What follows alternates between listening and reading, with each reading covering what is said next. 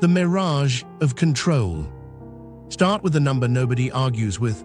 $12.6 trillion in economic activity rides the Mississippi system. Freight, grain, fuel, chemicals, export schedules, insurance, everything priced on uptime. The river is a calendar and a balance sheet. Miss a week and someone somewhere eats the cost. Miss a season and you discover how many industries are really one. Now get this, the system's single point sits in a quiet Louisiana bend. The old river control structure forces a marriage the river tries to annul every flood. By law, the split stays 70-30, most flow down the old Mississippi, the rest to the Atchafalaya. By gravity, the Atchafalaya wants more. Engineers built concrete to settle the argument. Gravity filed an appeal. The lie was certainty. We called levees, locks, and dredging control. We treated variability like maintenance. Then 2022-2023 pulled the mask. Drafts cut from 11 or 12 feet to 9. Tow sizes shrank. One-way windows, groundings, export penalties stacked. Basis blew out as local prices detached from the global tape.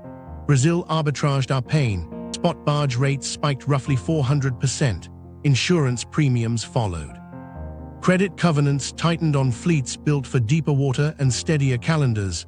Every fix cost time. Time cost money. Meanwhile, something else crept upriver. When discharge weakens, salt arrives as a wedge, a dense tongue that slides along the bottom. Intakes have chloride tripwires. Cross them, and you corrode pipes, foul membranes, and wreck industrial cooling. In 2023, Plaquemines Parish lived the warning label, 209 days under saltwater emergency. The Army Corps barged roughly 153 million gallons of fresh water to blend at plants. They built an underwater sill to block the wedge. The salt overtopped it. They built deeper. That wasn't control, that was triage. Here's a detail people forget. 60% of US grain exports move on this river when it works. Grain doesn't wait for your schedule. Harvest hits, elevators fill, and the river decides who ships. When drafts fall, tonnage drops, costs soar, and elevators pay take or pay on contracts they can't meet. The basis blowout wasn't a spreadsheet glitch. It was the price of betting on a map that keeps changing. Financialized geography sounds abstract until you see it in peril. Demurrage ticks. Refineries throttle throughput when stage drops. Petrochemical plants watch chloride lines like EKGs. A stuck toe in the wrong bend becomes a grocer's empty shelf, a plastic shortfall, a fertilizer price spike. The river makes local moments national. To understand the stress fracture, rewind to the choke point. In 1973, floodwater dug a football field-sized scour hole about 50 feet deep beneath the old river control structure. Vibrations were so violent they slammed car doors on the bridge overhead. That wasn't a near miss. That was a preview. We patched, strengthened, and added redundancy, but the bet stayed the same. We can force a ratio on a moving engine. Every high water tests it. Every low water tests it differently. Failure modes aren't theoretical. Extreme flood, extreme low, or both, while salt advances. Put numbers on the consequence. Models peg an abrupt old river control failure at around $295 million per day in immediate losses. That's grain not shipped, barges idle, fuel rerouted, and factories waiting on parts. Add compounding delays, inventory swings, and price shocks. This is before you count how power, pipelines, and port drafts rewire around a captured course that shortens and steepens down the Atchafalaya. Remember, the Atchafalaya is 150 miles shorter and twice as steep. Nature would flip the switch fast, we'd respond slow. But the lie didn't start in 1973. It started when we framed a 20th century design as permanent, locks sized for smaller tows, chambers that force today's fleets to chop and push, dredge budgets chasing bars that reform after every pulse. We called it routine. Then climate took the routine apart.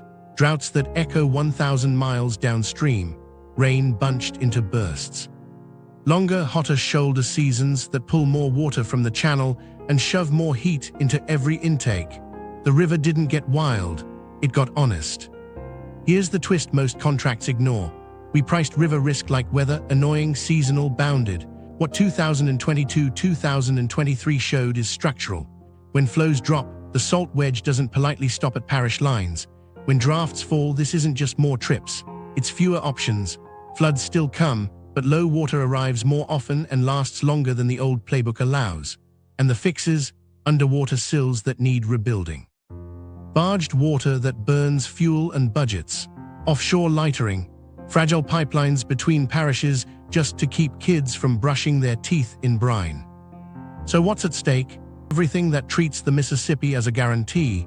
Grain schedules, ethylene strings, ammonia runs, plastics, fuel, insurance models that assumed yesterday's stage and today's subsidy.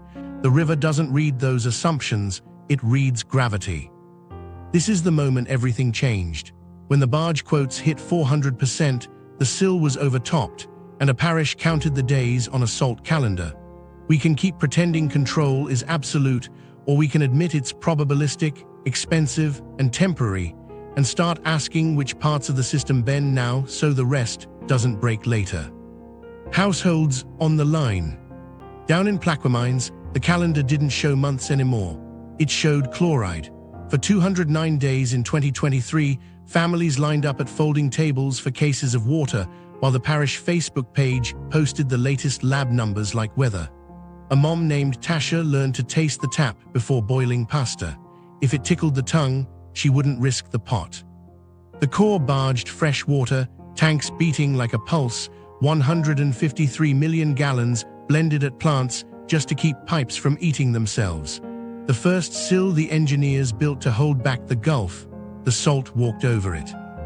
Unknown to them, upriver a tow captain watched green numbers on his draft gauge dip and held his breath through a one-way window. Every hour idling burned peril and patience.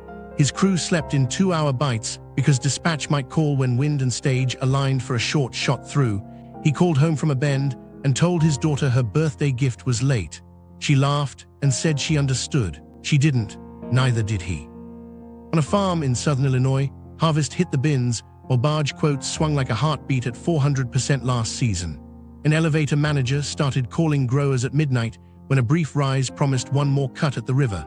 Missed that rise and basis widened, local prices fell away from futures, and the county learned what it means when a river decides your paycheck. The farmer across the table stared at the ticket and switched next year's plan in his head. Corn was out. Beans might ship lighter. Inside a plastics plant near St. James, a night shift tech kept a hand on a warm pump casing as the chloride line inched up. The boss ran a small desal skid hard enough to sing. Cooling towers hate brine, membranes foul, heat climbs. He could feel the strain through the metal. They'd learned to schedule line flushes around wedge weeks the way people elsewhere schedule around snow. A grocery manager in St. Bernard watched shelves pulse with price.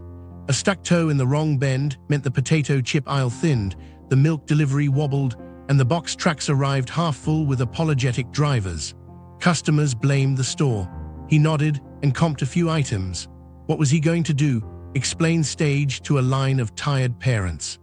The politics of salt turned personal. On a Sunday in Bellechasse, a pastor set 2 jugs next to the pulpit and asked anyone with extra to leave one. Everyone laughed softly and did it anyway. A dialysis nurse kept a list on her phone. Patients moved earlier on wedge weeks, backup generators tested, extra filters on order. She told her staff to bring their kids to the break room during evening shifts.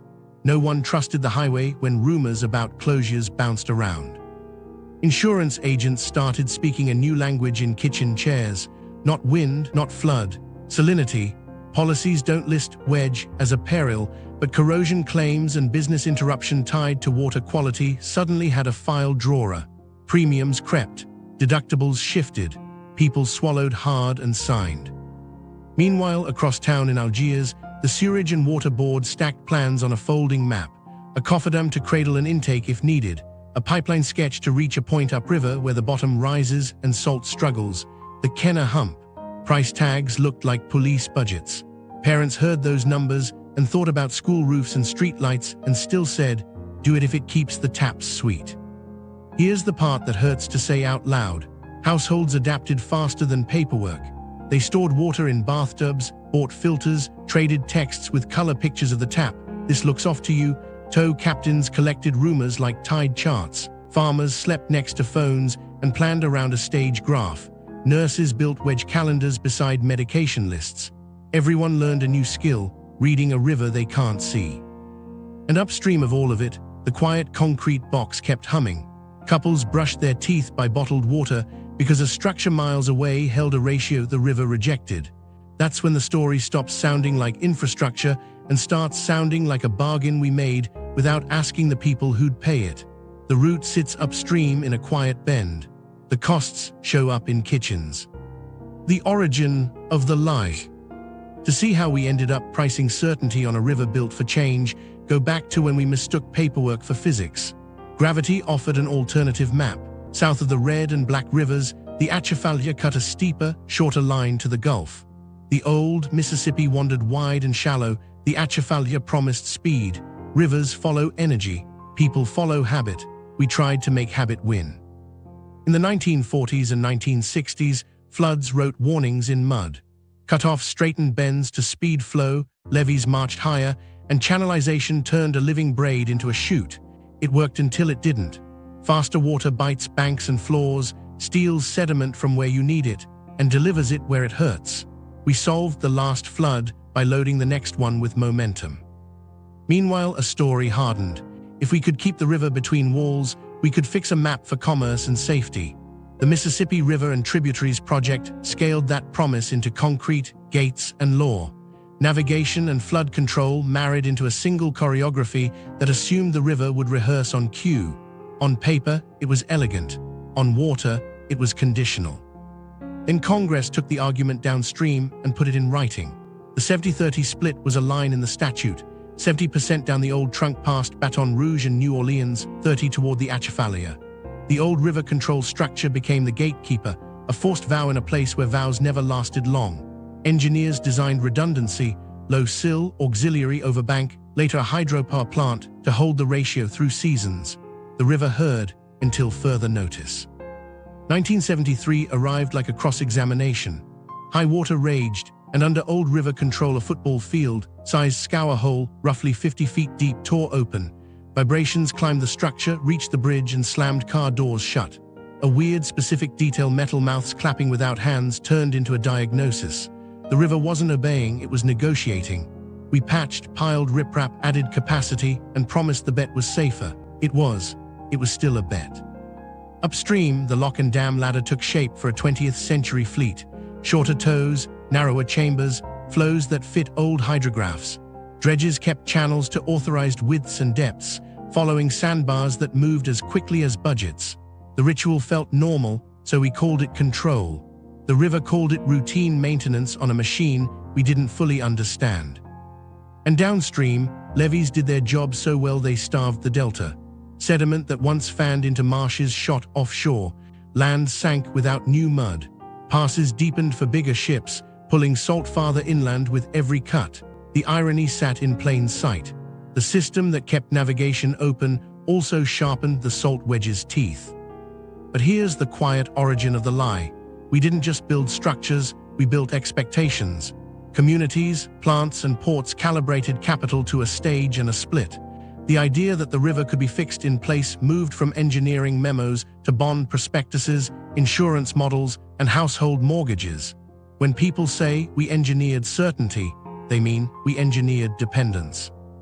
Climate walked into that dependence like a blunt auditor, not apocalyptic, just persistent. The Ohio and Tennessee sent less water more often. Heat stretched shoulder seasons, pulled more from the surface, and sharpened the bottom density gradient that the wedge rides.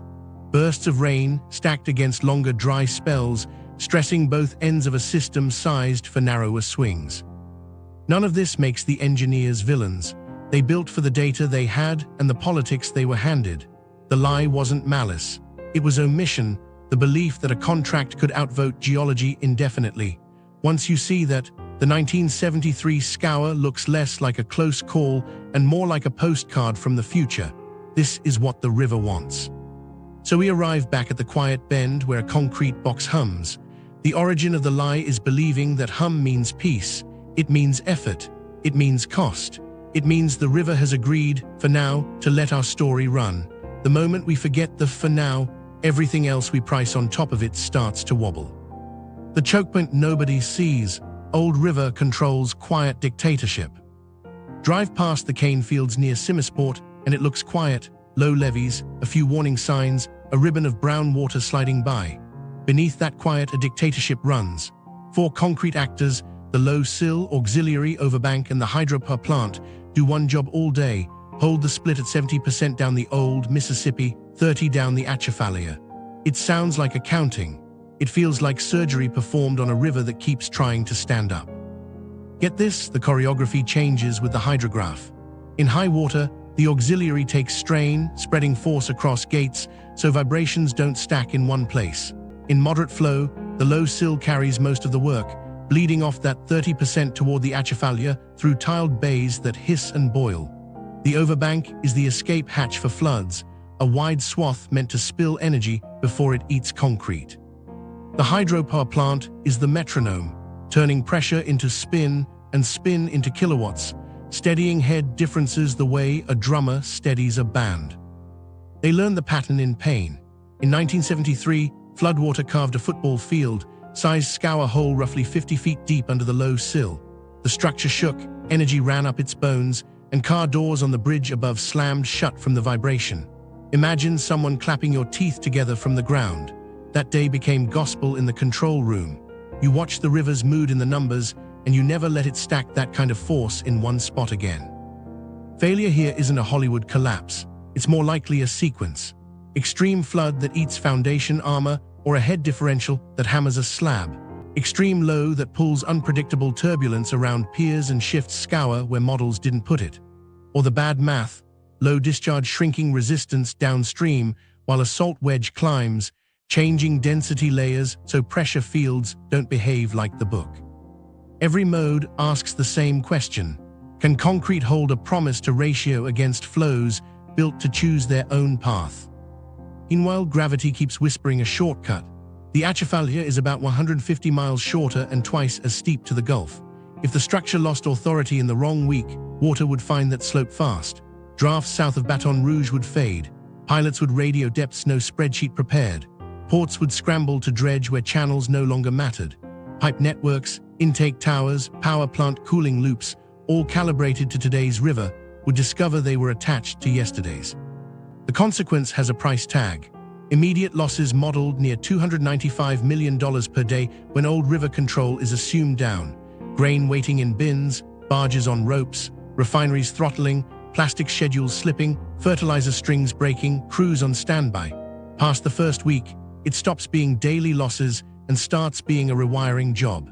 The grain belt pivots through rail that can't scale. Petrochemical corridors shift to Gulf-side options that don't match their feedstock habits. Insurance adds a new column called capture risk. The dictionary gains a phrase, Atchafalaya premium. Inside the gatehouse, the dictatorship is data. Operators watch river stages at Tarbert Landing and Old River, head differentials across each structure, gate positions by degree, power output by megawatt, vibration spectra that turn concrete hum into alarms. A hydrograph rises on the Ohio. The auxiliary gets ready. A tropical system jacks levels. Overbank plans spin up. A heatwave drains shoulder seasons. The hydropower plant becomes a shock absorber as flows thin and density layering stiffens. They're not deciding where the river goes. They're deciding how not to anger it.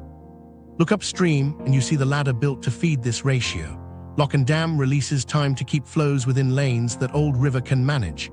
Look downstream and you see dredge windows, barge drafts, and salinity lines bending around decisions made in that room. It's a quiet empire. No headlines, no photo ops, just the daily veto of physics over ambition. The structure doesn't ask if your plant needs intake water tomorrow. It asks if the force field at its piers feels honest. Here's the irony: this dictatorship is provisional. The river tolerates the split because the structures dissipate energy well enough most days. When they don't, you hear it first in metal. A gate on Bay 7 groans a little longer. A frequency in the vibration chart grows a tail. A camera catches a boil where you didn't expect one. You close a bay, open another, shift load, and pretend it's routine. It is until it is. While the concrete box holds, the other clamp tightens from the Gulf. Low water years build the salt wedge. Engineers throw underwater sills at it like speed bumps for density. Sills work until they're overtopped, as 2023 taught. If Old River is the dictatorship upstream, the wedge is the insurgency downstream. Control in the middle means triage at the ends. So stand on that levee for a minute. Listen to the low hiss of water through bays you can't see. Every truck that rumbles by is carrying parts for somebody's promise. Grain on a clock, plastic on a calendar, paychecks on a draft line. The split at Old River looks like a number. It's really a pact. And pacts fail Low first water crisis where the math is when the river unforgiving. shrinks. While the concrete upstream holds the split, the river does something quieter and meaner. It thins. A drought in the Ohio or Tennessee doesn't announce itself in Louisiana. It just echoes 1,000 miles downstream as numbers that won't climb. Gauge after gauge reports stingy flow. Tug radios lose their old confidence. The channel doesn't narrow so much as it shallows, taking inches off drafts that decide whether a tow moves or waits. Dispatches start with inches. 11 or 12 feet becomes 9.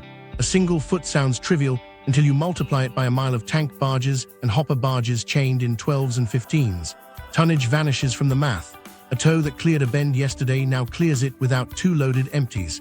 Pilots who have spent careers reading boils and sand waves watch for new bars that weren't there last week. One-way windows replace 2-lane water. Meet spots get scripted like air traffic. Every minute idling heats, tempers, and engines. Groundings turn from rumor into rhythm. A tow pint of coffee sits on a wheelhouse console, and the sudden, soft stop sends it sideways. Crews spill out with sounders, tapping the bottom, feeling for a path a yard to port.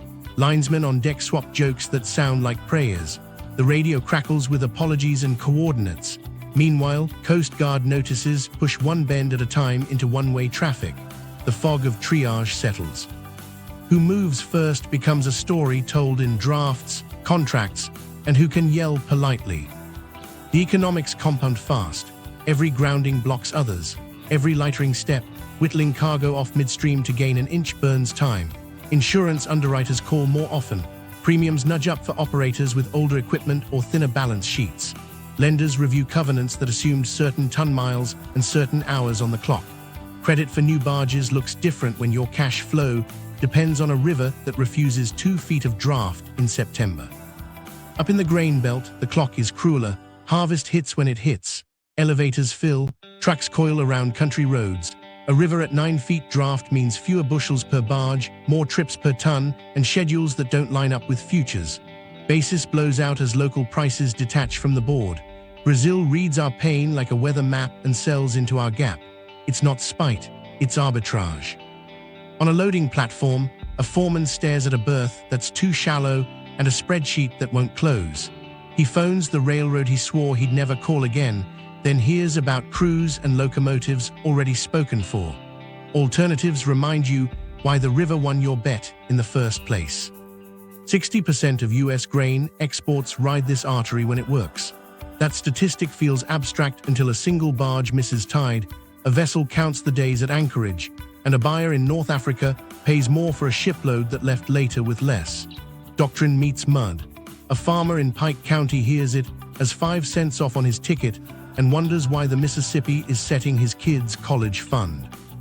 Then there's the 2022 lesson nobody wanted, spot barge rates spiking roughly fourfold as water fell. Quotes swung like heartbeats. Elevators with take-or-pay contracts bled. Soy processors swapped crush schedules because beans that were supposed to float to the Gulf were now trickling. Futures screens tell part of it. Warehouse inventories whisper the rest. You can't hedge a river that decides not to show up. Insurance and credit trail behind with their own meter. Underwriters tack on low water surcharges and ask for more telemetry, draft sensors, AIS discipline, vibration logs on engines working too hard. Banks start putting low-stage triggers in covenants, requiring cash sweeps when gauges linger under certain numbers. Operators who plan to rehab a towboat push it another season and hope the crank holds, because cash that would fix steel is patching a hole in time. The human cadence shifts. Pilots sleep in snatches, waiting for a wind shift that'll blow water into a skinny crossing. Crews learn to read a core dredge's itinerary like a holiday schedule. River pilots start telling younger hands the old stories about 9-foot canals and stiff-backed tugs, only now those stories aren't nostalgia, they're the plan. Coast Guardsmen run markers out farther from bars that shouldn't be there and draft press releases that sound like weather reports. Caution advised, shoaling reported, one-way traffic between miles X and Y. And downstream, the low water squeeze summons the other enemy. Salt doesn't need an invitation.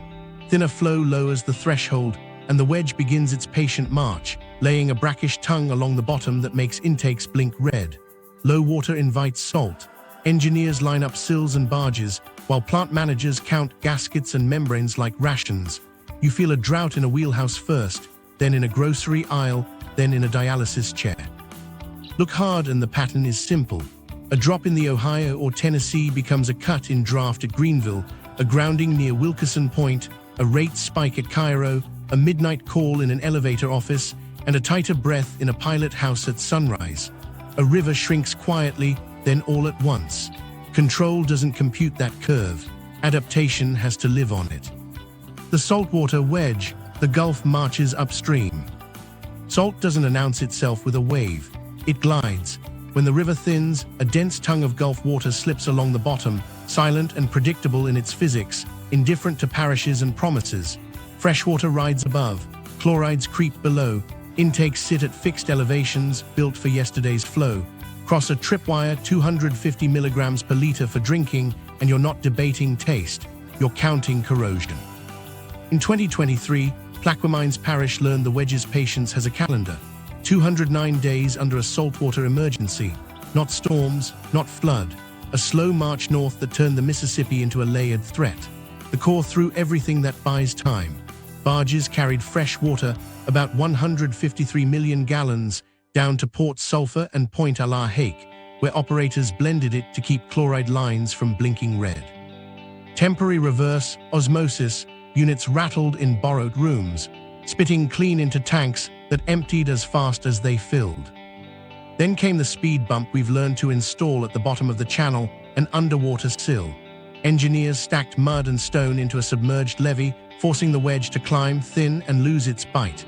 It worked until the river disagreed. The salt overtopped the sill. Crews built it deeper. The wedge shrugged and waited for another window. You could hear the lesson in the excavators idle. This isn't control, it's friction.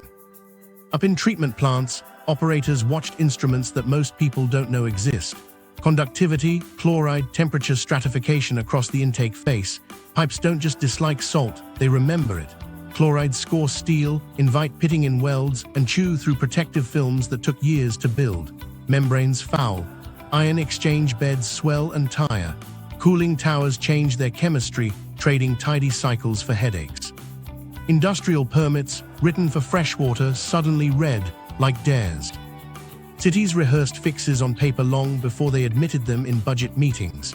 New Orleans sketched a 15-mile pipeline to the Kenner Hump, a rise in the riverbed upriver where the wedge stumbles. Price tags, $150 to $250 million, landed like thunder. A cofferdam design sat ready to cradle an intake if the wedge climbed faster than barges could unload. Jefferson Parish tested interconnects, so pumps could push sweet water across lines when neighbors ran brackish. It felt like war logistics. It was maintenance, scaled to a climate that stopped keeping old promises.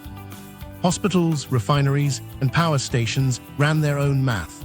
DeSalle skid rentals booked out. Spare gaskets and pump seals doubled on shelves. Maintenance windows moved to cooler nights when chemistry behaved better. One chloralkali plant rescheduled shifts to miss a predicted wobble. A refinery upstream kept a spare heat exchanger wet and ready, its tubes chased for pitting every few days.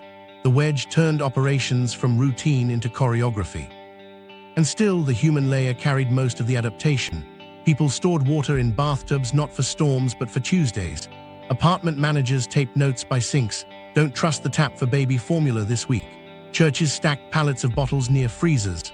A barber in Violet told every client to rinse with bottled at home in June because a test strip in his shop turned the wrong color that morning. If you want to understand infrastructure, listen to jokes that aren't jokes. Physics didn't care about any of it. A river's mouth is a conversation between discharge and density. Lower the discharge, the wedge advances. Raise it, the wedge retreats.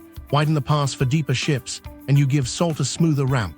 Hard levees that keep floods off streets also keep fresh pulses out of marshes that once diluted the edge. Every fix upstream has a sentence downstream.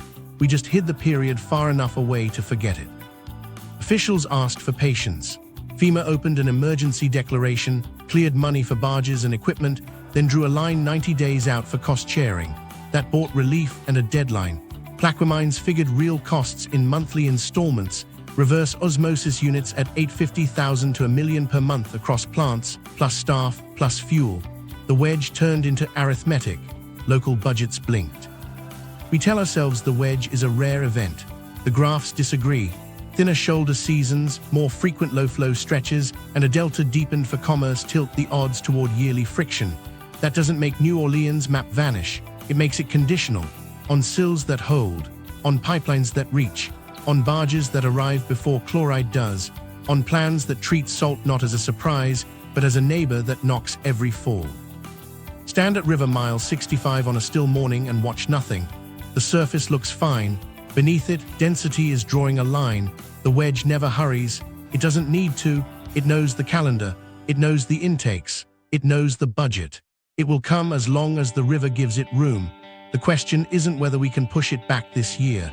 It's how long we'll pretend pushing is the same as control.